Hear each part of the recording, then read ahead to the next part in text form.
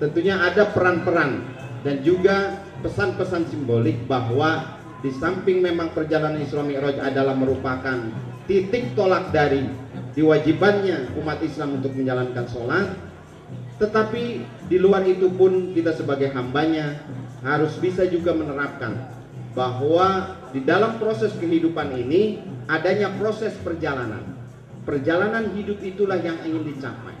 Bahwa Rasul ketika perjalanan dari Masjidil Haram ke Masjidil Aqsa, ya kemudian ke Sidratul Muntaha, ini adalah proses perjalanan yang harus ditempuh oleh Rasul di dalam mencapai perintah sholat yang 5 waktu. Di dalam perjalanan itu tentunya, ya di dalam sejarah guru-guru kita sering menceritakan dan juga sering memberikan ilmunya kepada kita bahwa Rasul bertemu dengan malaikat dan lain sebagainya. Rasul melihat kejadian-kejadian yang akan terjadi di alam dunia.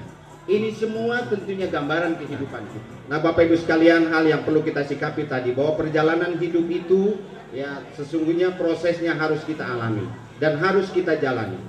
Bahwa pencapaian perjalanan Rasul untuk mencapai perintah sholat itu juga bukan hal ringan dan di luar daripada kewenangan dan juga kemampuan manusia. Maka kita sesungguhnya manusia pengikut Rasul harus juga mentoladani beliau di dalam melakukan proses kehidupan.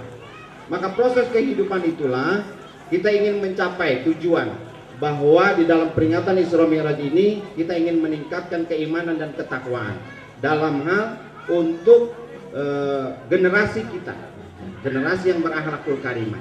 Inilah hal yang penting. Maka tidak akan tercapai kita memiliki generasi yang berakhlakul karimah, tidak akan tertanam keimanan dan ketakwaan pada diri kita kalau tidak ada prosesnya. Maka proses perjalanan itulah yang wajib kita tempuh dalam rangka mencapai keimanan dan ketakwaan. Proses kebiasaan inilah yang harus kita bangun sehingga Bapak Ibu sekalian, kita tidak akan bisa bermimpi bahwa Al-Qudola itu jamaahnya akan banyak kalau kita tidak memahami fungsi sholat berjamaah. Nah, hal inilah yang proses-proses inilah yang harus kita tempuh. Sehingga ketika kita memahami bahwa keuntungan kita sholat berjamaah, maka terdoronglah hati kita mulai dari diri kita untuk sama-sama sholat berjamaah. Kemudian juga kita tidak akan bisa penuh hadir di tengah-tengah acara ini kalau juga kita tidak menyadari bahwa pentingnya peringatan ini. Di samping memperingati sebuah perjalanan Rasul yang luar biasa, juga untuk membangun tali silaturahim.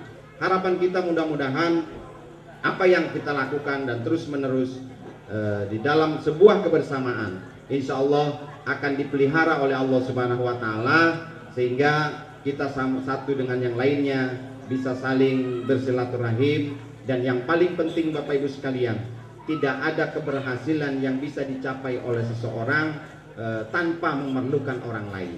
Jadi Rasul saja di dalam perjalanan Isra Mi'raj didampingi oleh malaikat Jibril dan juga ada kehendak-kehendak Allah Subhanahu Wa Taala yang menyertai beliau itu.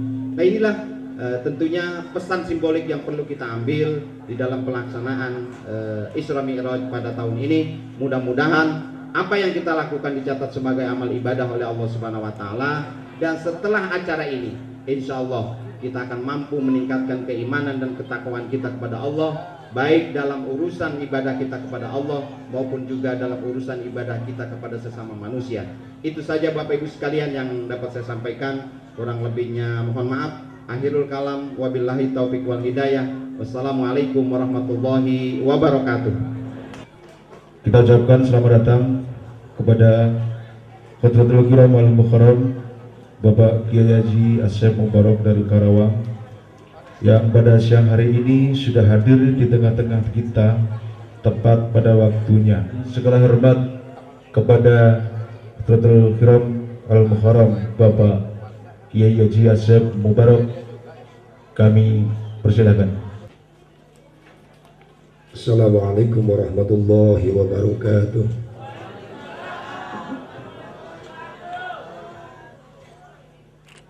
Bismillahirrahmanirrahim. Alhamdulillahil arsyil matin. Ashhadu an la ilaha illallah wahdahu la syarikalah wa ashhadu anna sayyidana Muhammadan abduhu ورسوله المبعوث رحمة للعالمين صلى الله عليه وعلى آله وأصحابه وأزواجه الطاهرات أمهات المؤمنين أما بعد. جلال الدين السيوطي: ما من بيت أو مسجد أو محلة قرئ فيه مولد النبي صلى الله عليه وسلم ومعراجه الكريم. Pengatur waktu, penata acara yang saya hormati, wabil khusus para panitia penyelenggara peringatan Isra Mi'raj Nabi Muhammad sallallahu alaihi wasallam, keluarga besar Masjid Al-Fudola yang alhamdulillah berkat izin Allah sebabiyah wasilah ada pengorbanan kita semuanya, ini acara bisa terlaksana. Mudah-mudahan silaturahmi siang pada hari ini insya Allah mendatangkan keberkahan buat kita semua. Juga aparatur pemerintah setempat yang saya hormati, wabil khusus abangku sayang yang terus jadi ganjel terus ya, Asep Mubarok telat datang terus saja sambutan.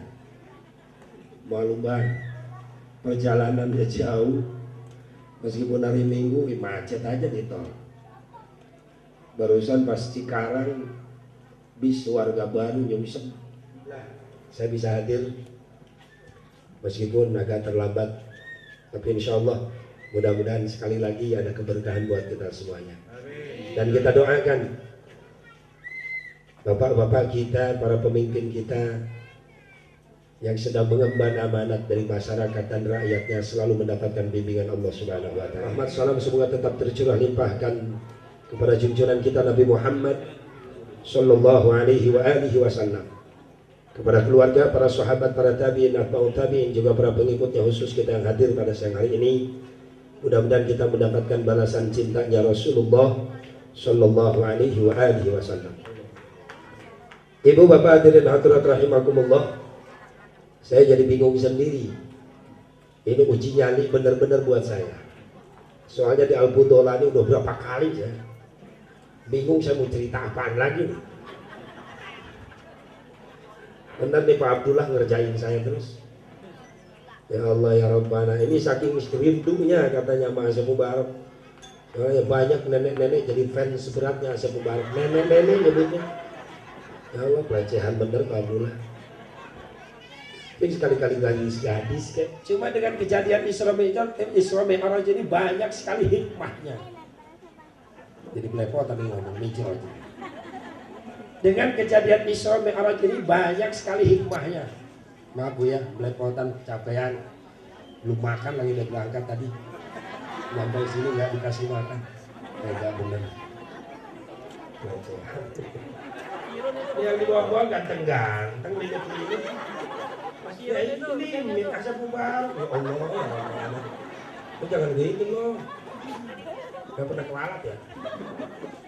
Ibu bapak hadirin hadirat rahimakumullah. Dengan kejadian Isra Mi'raj Nabi Muhammad sallallahu alaihi wasallam banyak hikmah buat kita. Apalagi di sini lihat ya Allah ya Rabbana apa? Kita tingkatkan keimanan dan ketakwaan dalam rangka membangun generasi yang berakhlakul karimah. Jadi modal dasarnya iman dan takwa, baru terbangun akhlak. Memang iman jadi modal dasarnya. Termasuk kita mengerjakan atau satu peringatan buat kita, sehingga kita mengingat kembali, terus mengingat. Mudah-mudahan dengan cara mengingat kejadian Isra Mi'raj, pengalaman yang dialami Rasulullah SAW, maka kita mampu meningkatkan keimanan kita. Ini maksudnya panitia begitu. Dengan peringatan mengingat kembali peristiwa Isra Mi'raj, Nabi diperlihatkan ada orang yang dicakar-cakar wajahnya, tapi nyakarnya wajah sendiri dengan tangannya sendiri. Sampai teriak-teriak orang lagi disiksa, katanya nyakaran wajahnya sendiri. Udah hancur wajahnya. Tapi limit lagi, diganti lagi dengan kulit yang baru, cakar lagi. Memang Allah ngasih peringatan begitu. Kullama nadhijat juluduhum baddalnahum juludan ghairuha. Kesononya liyadhuqul adab. Di mana kulit ahli neraka itu hancur, Karena gara-gara dosa dan siksaannya, maka diganti lagi dengan kulit yang baru, daging yang baru.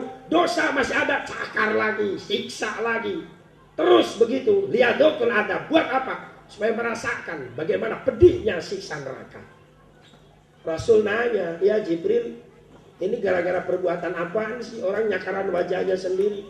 Malaikat Jibril jawab, ini orang yang di dunianya seneng ngorek-ngorek kesalahan orang. Sibuk mikirin kesalahan orang, nggak ingat sama kesalahan diri kita sendiri. Kalau lihat kesalahan orang kecil jadi gede, kesalahan kita yang gede kecil, nggak kelihatan banget. Ada di sini yang begituan. Mulainya dari sini. Wah, nggak ada ya? Nggak ada di sini. Jangan suudon sama orang di sini. Nggak ada di sini, nggak ada yang ngaku.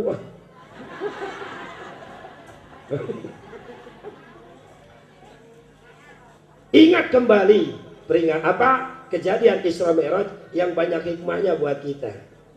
Kenapa kita harus ingat-ingat lagi Rasulullah? Supaya Rasul ingat sama kita nanti di hari kiamat. Inilah harapan kita dari peringatan. Ada yang diingat-ingat, ada yang diingetin. Yang diingat-ingatnya Nabi Muhammad. Kenapa harus diingat-ingat lagi? Supaya Nabi Muhammad ingat sama kita nanti. Amin. Amin. Amin. Yang kedua dari peringatan itu ada yang diingetin. Siapa yang diingetin? Ya kita. Yang hadir nih. Yang diingetin kita. Kenapa kita harus diingetin? Sebab kita sadar kita jadi orang pelupa. Betul nggak? Sadar kita mah orangnya pelupa, makanya harus diingetin. Saya mau tanya bapak-bapak, Isra Mi'raj tahun kemarin Kiai di sini ngebahas apa? Jawab Pak. Jawab. Cepat. Kata bapak-bapak, tahu agak. Lupa. Makanya datang Isra Mi'raj sekarang meskipun udah Sya'ban, kita diadain lagi acara karena yang kemarin lu. Siapa tahu sekarang diingat-ingat lagi, begitu ingat mau diamalin yang baik-baiknya. Kalau yang jelek-jeleknya buat peringatan kita supaya kita nggak ngerjain lagi yang dilarang oleh Allah Subhanahu wa Ta'ala. Yang kita ingat-ingat kejadian Isra Mi'raj yang begitu luar biasa, kejadian yang sangat dahsyat, maha dahsyat. Bahkan di luar jangkauan akal pikiran manusia, nggak masuk akal. Kalau memang ini kejadian nggak diterima dengan iman dulu. Kalau iman dulu yang nerima, disalurin ke akal, ya akal nerima. Tapi kalau lewat akal dulu, mentok. Masa Rasul bisa terbang, kan begitu ya?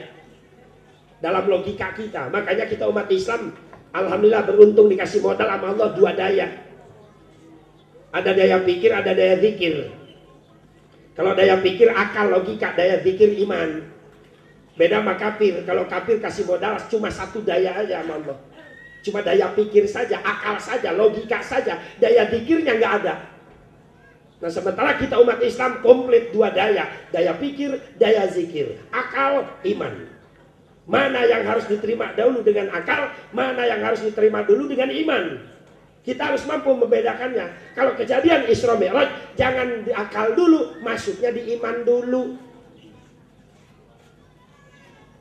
Iman kepada apa? Iman kepada af'alnya Allah. Iman kepada pekerjaan Allah. Iman terhadap kekuasaan Allah. Iman terhadap kehendak Allah. Apapun yang Allah kehendaki, kata iman, mudah bagi Allah. Lebih dari kejadian Isra Mi'raj. Allah mampu menghancurin langit dunia sekarang ada bisa. Makanya Nabi bukan mimpi di siang bolong. Isra Mi'raj itu nyata dialami oleh Rasulullah. Kalau nyata berarti Rasul melihat dengan mata kepalanya sendiri, melihat malaikat Jibril. Kan Allah tegasin dalam An-Najm, afatumarunahu ala ma yara walaqad ra'ahu nazlatan ukhra inda sidratil muntaha. Rasul melihat dengan mata kepalanya sendiri malaikat Jibril waktu di sidratil muntaha. Berarti Isra Mi'raj bukan mimpi, Rasul ngalamin langsung ruh dan jasadnya. Makanya Allah pertegas dengan kalimat subhanalladzi asra bi abdihi, bukan bi ruhihi. Kalimatnya bi abdihi, abdun maknane ruh wa jasadih, hamba yang komplit ruh dan jasadnya. Kalau iman belum menerima, akal terus nanya, kok bisa ya, kok bisa ya. Ya jangankan Isra Mi'raj, Bu, Pak. Kalau mau diterima dengan akal, ditafakurin dengan akal, hidup kita aja kagak masuk akal. Kita pernah hidup dalam perut ibu berapa bulan coba dulu? Kita pernah bernapas dalam perut ibu berapa bulan? Kagak masuk akal. Mau lewat mana napas tuh anak, betul? Tempatnya sempit di perut ibu. Tapi bisa hidup lama dalam perut ibu. Emang di perut ibu banyak jendelanya. Buat napas tuh anak. Kan ada pintu satu-satunya, berebut sama bapak. Udah diam bapak-bapak, diam. Saya yakin yang hadir ini bapak-bapak ahli kekorobet semua. Allahul Mudabbir, Allah yang maha pengatur, diatur semuanya dengan kekuasaan Allah subhanahu. Nah, ujungnya itu subhanallah. Serahin semuanya, karena itu semuanya pekerjaan Allah. Maha suci Allah. Makanya pantas Isra Mi'raj diawali dengan tasbih subhanalladzi asra bi 'abdihi. Subhana ismun bermakna tasbih, subhanallah dilalatan ala ta'jib, bahwa kejadian itu menunjukkan kejadian yang luar biasa dan itu pekerjaan Allah. Iman yang berfungsi di sini iman. Ya. Kalau kita, saya pernah jelasin dulu, mungkin ibu bapak masih ingat. Kalau ada truk bisa nyebrang sungai begitu luas, sungainya dalam, airnya gede, tapi truk bisa pindah tempat ngelewatin tuh sungai yang gede.